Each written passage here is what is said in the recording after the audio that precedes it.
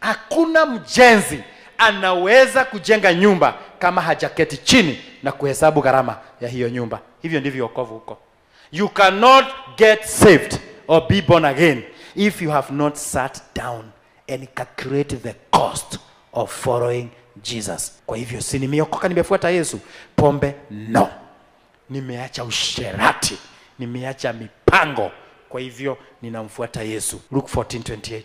Maana ni nani katika ninyi kama akitaka kujenga mnara asiyeketi kwanza na kuhesabu gharama kwamba anavyo vya kumalizia?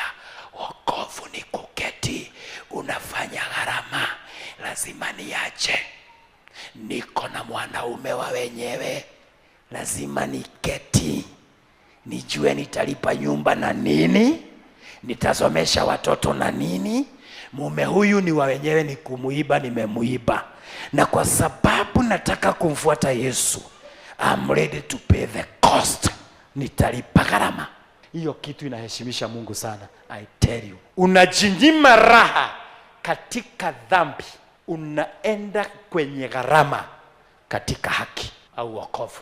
Hiyo ndio inaitwa saving faith. Saving faith is calculation. Sit down, you do the cost of following Christ.